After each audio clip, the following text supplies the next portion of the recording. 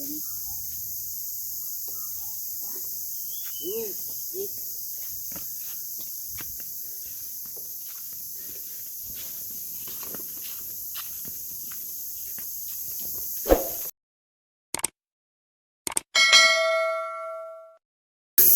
บสบายดีเด้อพ่อแม่พี่น้องทางฝั่งลาวฝั่งไทยทั้งต่างประเทศมื้อนี้ก็มาพบมาพ่อกับน้องทงเนาะพ่อพี่น้องมื้อนี้ก็เข้ามาเอาพื้นในป่าเนาะเบิ่งฝนคือสิตกเนาะพ่อพี่น้องเนาะมื้อนี้อันนี้ตัดไว้เรียบร้อยเนาะมีแต่มาแก่เอาทางน้องทงกันได้มากับน้องลินเพิ่นเนาะน้องแลเพิ่นไปกับน้องละตีเนาะบ่ฮู้ว่าไปไสเนาะพ่อพี่น้องก็เลยมาแก่พื้นกับน้องลินเพิ่นพ่อพี่น้องเอ้ยทางแม่เพิ่นก็เบิ่งบ่ค่อยแข็งแรงจังไดก็บ่ฮู้เนาะพ่อพี่น้องเนาะทางน้องทงก็เลยอาสามาแบกมายู่เอากับน้องลินเพิ่นพ่อพี่น้องเอ้ยโดยส่วงนี้ก็บ่ไหวเนาะต่อยุงก็หลายเงินเดือนก็ใกล้เข้ามาแล้วพ่อพี่น้องเอ้ยใกล้เข้ามาแล้วอีกประมาณ2 มื้อน่าจะได้เพราะว่าวันที่20ปลายเนาะพอดีมาแบกพื้นมาอยู่พื้นกับน้องลินเพิ่นไปหาชมกันเลยเนาะพ่อพี่น้องเดี๋ยวหันมาหาน้องลินเพิ่นก่อนเดี๋ยวสิบ่เห็นน้องลินเนาะเอาสบายดีน้องลินเป็นได้ยุงครบบ่จับกล้องให้อ้ายเดี๋ยวอ้ายสิเป็นผู้แบก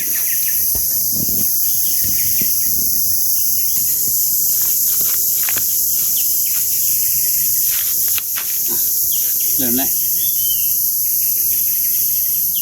เปิดแล้วโอเคเนาะเดี๋ยวสิแบกไปพุ่นเนาะพี่น้องเพราะว่าล้อมันเข้ามาบ่ถึงสิได้แก่คนเดียวแล้วเพราะว่าน้องเลเพิ่นบ่อยู่ให้น้องดินเพิ่นเป็นผู้จับกล้องเนาะโอ้ฟ้าสตาร์ทไม่ลำยาวเถอะวะได้อยู่บ่ว่าน้องดินเป็นหยังพุ่นเข้าตา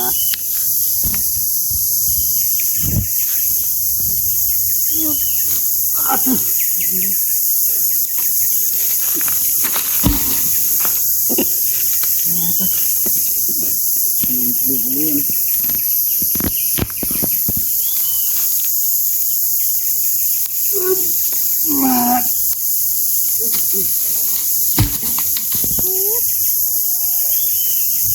ไม่เค็งนี่เค็ง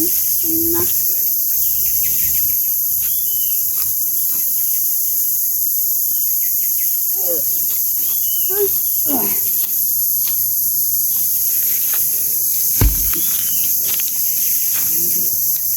ไหวอยู่ประมาณน้องนี่โอ้โหแล้วอยู่รอเขาไม่ได้เลยมันจะปั้นใกล้มันนัดหล่อกระเพาะนะ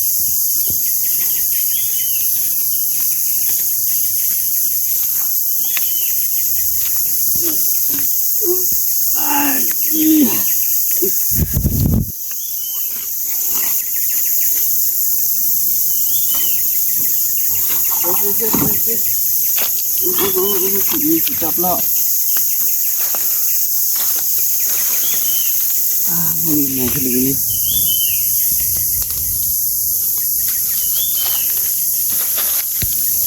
ไหวอยู่ฮะบ่ไหวก็ต้องไหวเนาะ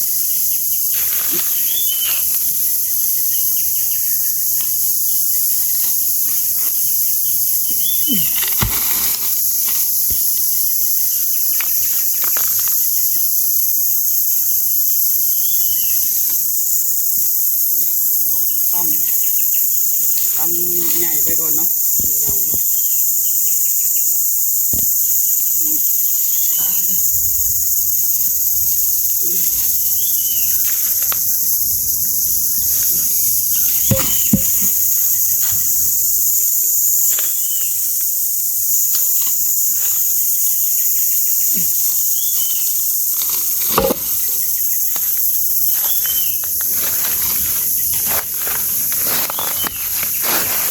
ผ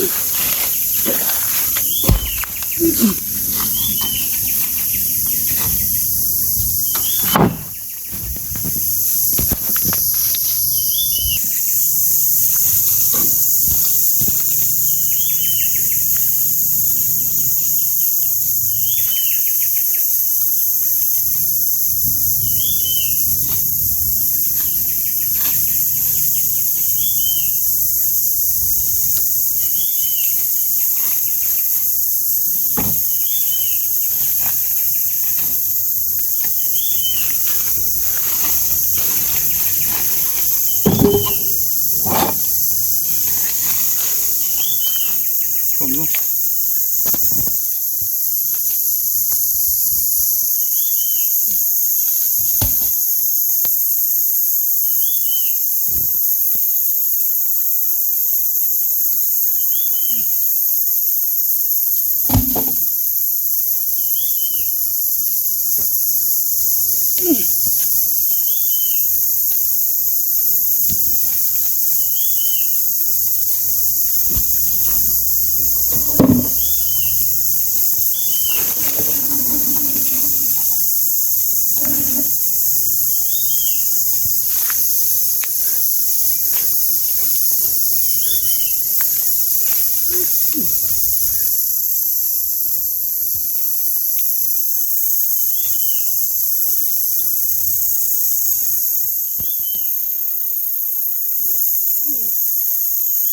ก็ต้องนั่นน่ะ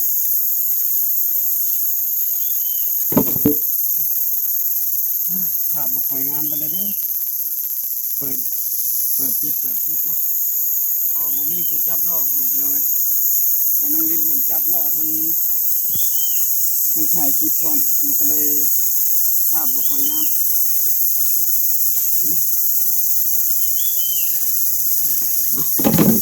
ใส่น้อยหนึ่งเลยก็พอเนาะ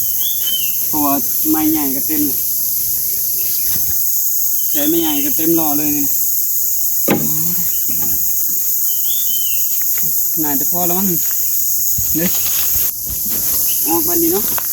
พอมันบ่มีผู้อยู่ช่วย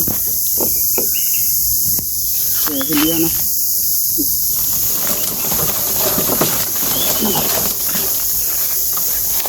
ขาเรือ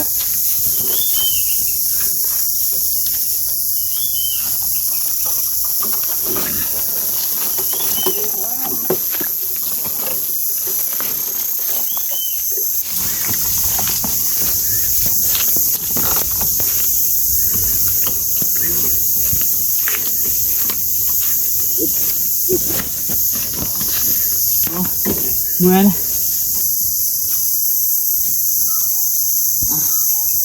โอเคเนาะ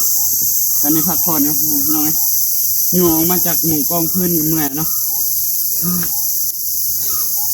น้องนิดมันก็ถอยเป็นจังหวะเนาะถอยบ่ได้ตลอดเนาะเพราะว่าให้เพิ่นจับกล้องให้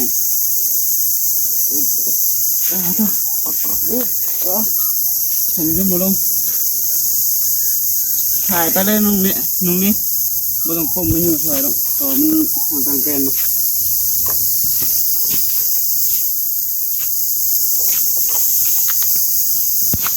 แบบนี้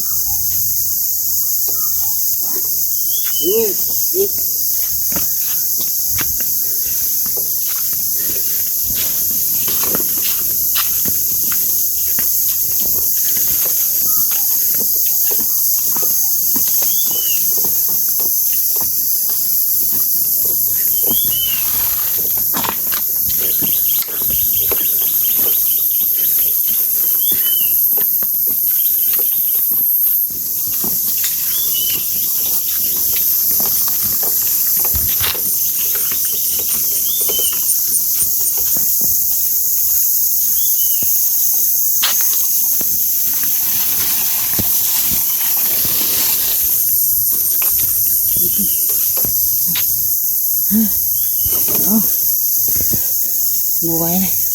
อยู่คนเดียวมันแพ้แห้งพอปะ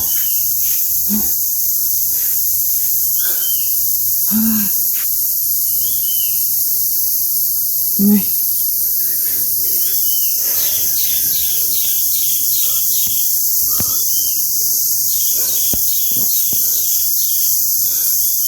เฮ้ยเหนื่อยเนาะบ่อยเนาะมึนเดินไปเลยแบบนี้อยู่คนเดียวเนาะมึนตึ๊บ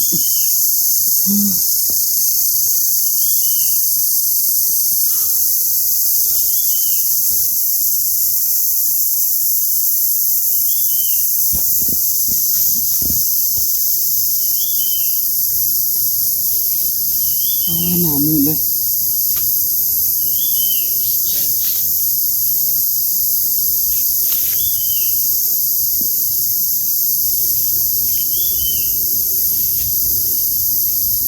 ตอบคนนี้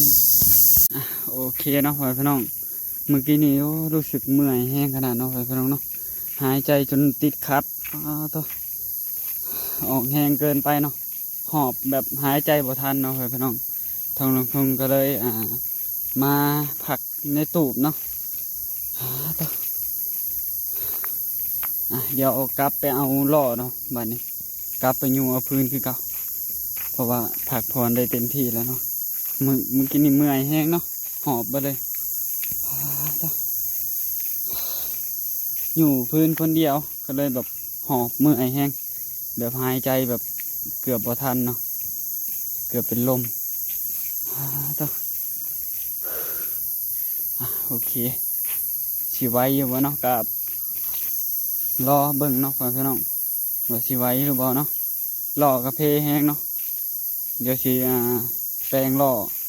ใหม่เนาะพี่น้อง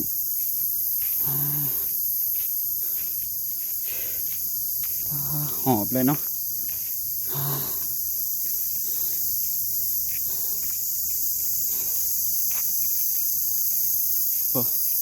ล่อยังอยู่พุ่นเนาะเพราะว่าหอบเมื่อยเนาะก็เลยมาก่อนเดี๋ยวให้น้องลินเพิ่นเป็นผู้แก่ก่อนเนาะว่าน้องลินเพิ่นสิไหว้หรือบ่เนาะถ้าบ่ไหว้แล้วก็น้องทงสิเป็นผู้แก่ต่อเนาะพ่อพี่น้องเพราะว่าน้องแลเพิ่นบ่อยู่มื้อนี้ทางน้องทงก็เลยเข้ามาเอากับน้องลินเพิ่นกันลองมาดูน้องลินไปไหวอยู่บ่โอ้ไม่เค็งบักหนักๆเนาะน้องลินเพิ่นจะบ่มีแฮงดึงลงเอาเดี๋ยวเพิ่นก็ไปพอได้อยู่เนาะหอมแห้งไปพี่น้องเอ้ยเดี๋ยวซอยน้องลินเพิ่นก่อนเกือบเอาเครือดึงขาไว้โอเคเนาะเมื่อยแห้งยู่แห้งเพิ่มเนาะเดี๋ยวให้น้องลินเพิ่นอยู่เนาะรู้สึกเมื่อยแปลกๆลงมาเนาะเดี๋ยวสียู่ไปหอดเตาถ่านเนาะเดี๋ยวจึงคอยถ่ายต่อเนาะพี่น้องโอเคเนาะตอนนี้หอดกองพื้นเรียบร้อยเนาะหอมบ่ไหวแล้วมึนเลยเนาะพี่น้องหายใจบ่ทันเลยของในเมื่อพักผ่อนแล้วมันนี่ให้น้องลินไปเราลงไปพี่น้องลงแหงคนเดียวเนี่ยบ่ไหวเนาะไปเลย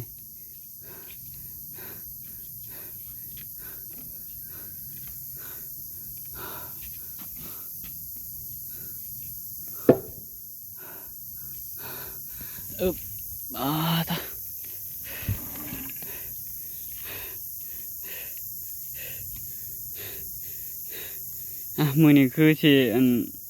คลิปบ่ค่อยยาวปานใดเด้อพ่อพี่น้องเอ้ยมันไปเลยเนาะออกแหงแบบมึนตึบเลย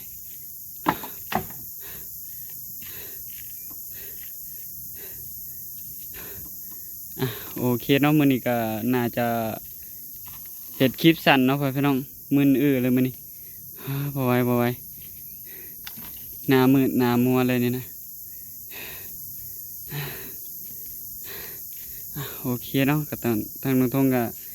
ขอบคุณนะทางเมฟซีเปิ้ลทุกคนเนาะที่เบิ่งคลิปกันน้องทง แต่ต้นจนจบที่บทความโฆษณาเนาะท่านลุงทงก็สิขอลาไว้เพียงเท่านี้เนาะไว้พี่น้องเนาะเดี๋ยวมาพอกันในคลิปหน้าเนาะมึนตึบเบิดเลยทางลุงทงกันสงสัยออกแห้งเกินไปเนาะไหมเค้งมันนักเนาะไว้พี่น้องเนาะโอเคเนาะท่านลุงทงก็สิขอลาไปก่อนขอกล่าวคำว่าสบายดี